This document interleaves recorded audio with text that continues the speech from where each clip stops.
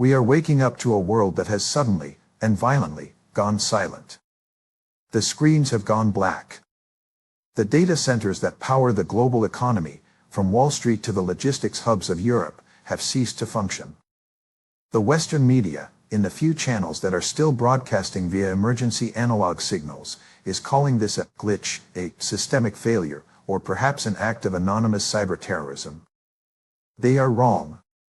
From my perspective as a realist, looking at the geopolitical chessboard as it stands today, there is only one state with the motive, the means, and the sheer existential desperation to execute a strike of this magnitude.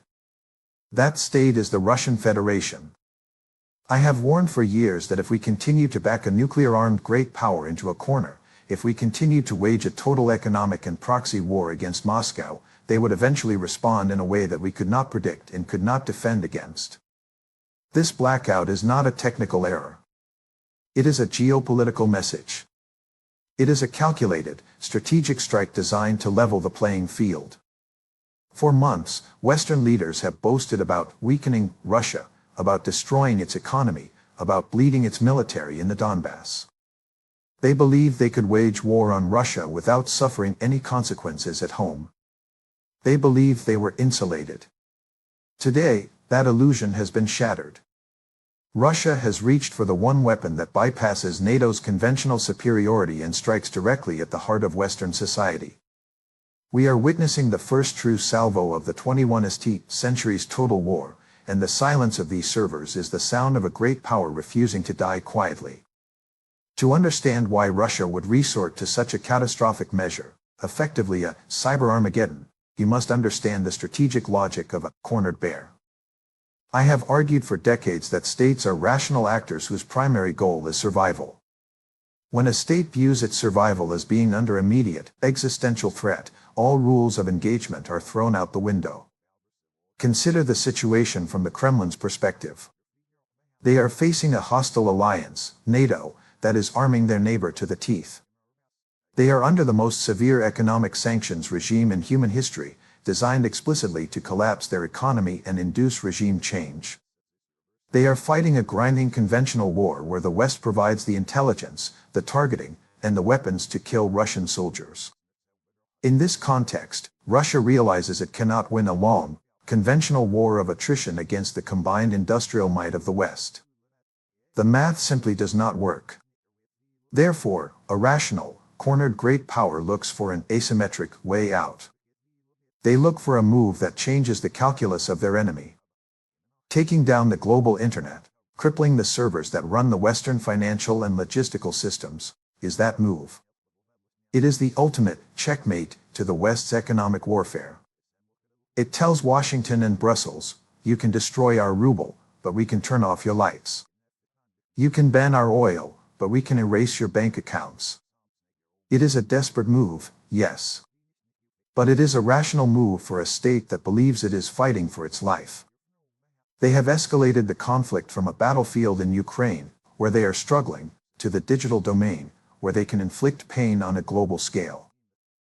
This brings us to the core concept of asymmetric warfare, which is central to understanding this crisis. In a traditional, symmetric war, tank versus tank, plane versus plane, NATO has a distinct advantage over Russia. Our defense budgets are 10 times larger. Our technology, in many conventional areas, is superior. But in the anarchic world of international politics, a weaker power does not simply accept defeat. It innovates. It finds a domain where the disparity in power is neutralized. Cyber warfare is the great equalizer. It is the nuclear weapon of the disenfranchised. It costs billions of dollars to build an aircraft carrier group. It costs a fraction of that to develop a cyber warfare unit capable of infiltrating the root servers of the global internet or severing the undersea fiber optic cables that carry 97% of the world's data. Russia has invested heavily in these capabilities for decades. While we were focused on building expensive fighter jets like the F-35, Russian military doctrine was evolving to prioritize information warfare and infrastructure disruption. They understood that the West's center of gravity was not its army, but its connectivity. By taking down these servers, Russia has bypassed our military entirely. It doesn't matter how many tanks we have in Poland if the logistical software that fuels them is offline. It doesn't matter how powerful our economy is if the SWIFT payment system is dead. This is the tragedy of our current strategic position. We prepared for a 20th century fight, and our adversary has just launched a 21st century strike that renders our conventional advantages meaningless. The irony, and it is a bitter one, is that this attack reveals the West's Achilles heel. Our greatest strength, our advanced, digitized, hyper-connected economy, has become our fatal vulnerability. We in the West, particularly in the United States, have become addicted to connectivity. We have moved our entire civilization into the cloud. Our money is digital. Our supply chains are, just in time, managed by algorithms. Our power grids, our water systems, our hospitals, and our transport networks are all integrated into the Internet of Things. We viewed this as progress. From a realist security perspective, it was madness. We built a glass house and then started throwing stones at a neighbor armed with a sledgehammer. Russia, by contrast, has spent the last decade sanction-proofing and internet-proofing its society. They built the RuNet, a sovereign, domestic internet that can function independently of the global web. They have maintained more analog systems. They are a harder, more resilient society, accustomed to hardship. The West is a fragile, optimized society that collapses the moment the Wi-Fi goes out. This asymmetry in resilience is what Putin is counting on. He is betting that the Western public, terrified by the loss of their digital lives and the collapse of their banking systems, will demand an end to the war long before the Russian public, who are used to suffering, cracks. We built a system that was efficient, but not robust. And now, that efficiency is being used against us. Finally, we must look at this through the lens of escalation dominance. This is a military concept that asks, if I take this step, what will you do? And if you respond, can I take a step that hurts you even more? For 2 years, the West has believed it possessed escalation dominance. We thought we could turn up the dial on sanctions and weapons deliveries, and Russia would just have to take it. We were wrong. We forgot that the enemy gets a vote. By attacking the global server infrastructure, Russia is demonstrating that it possesses escalation dominance in the pain tolerance department. The narrative in Washington was that we could contain the conflict to Ukraine. I argued this was a fantasy.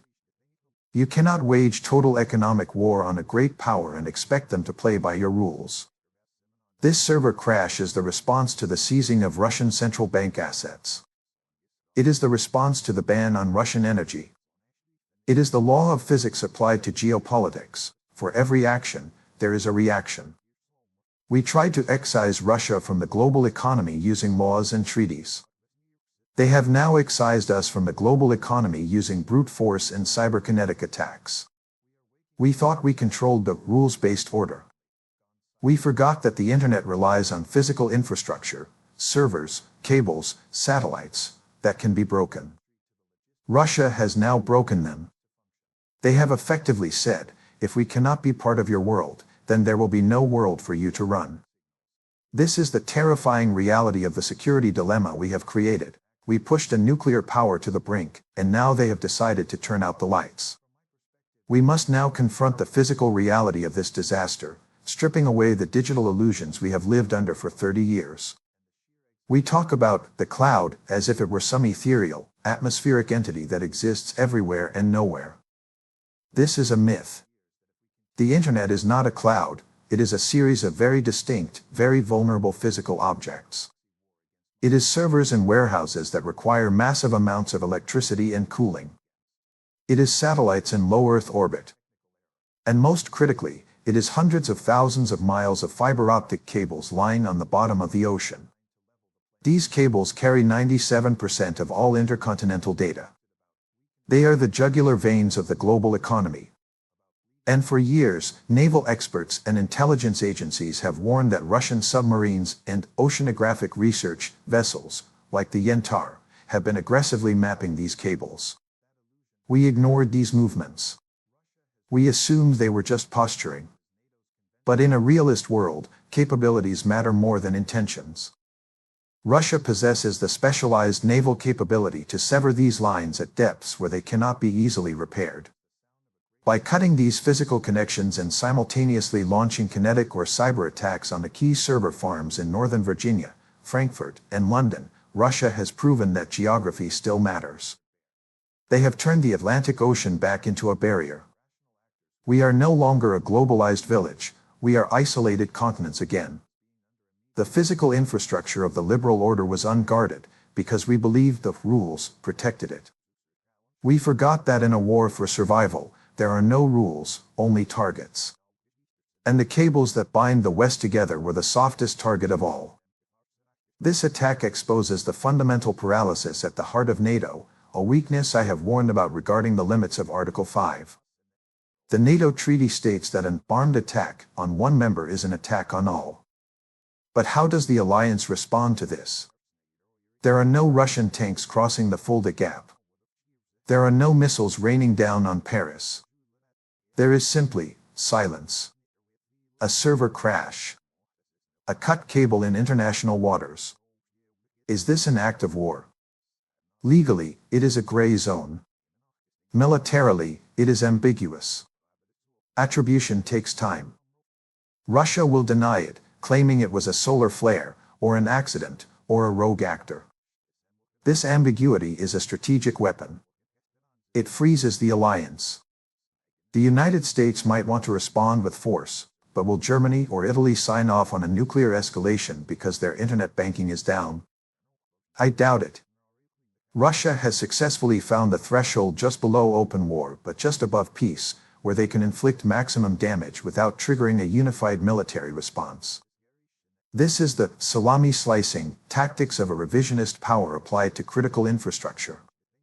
NATO is built to fight a conventional war. It is not built to fight a war where the enemy simply turns off the operating system of Western civilization. We are paralyzed, arguing over definitions and attribution while our economy bleeds out. This paralysis confirms what realists have always known: alliances are fragile, and when the pain becomes real, states will look out for themselves. We are seeing the fragmentation of the West in real time, not by invasion, but by disconnection. We must also look east, to the silent partner in this catastrophe. It is impossible to view this move by Russia without considering the role of China. I have argued that we have foolishly pushed these two great powers together into a no-limits partnership. China has watched the West weaponize the dollar and the internet against Russia, and Beijing knows it is next. China has spent the last decade building the Great Firewall, creating a domestic internet ecosystem that is largely independent of the West. They have their own payment systems, their own servers, their own GPS equivalent, Beidou.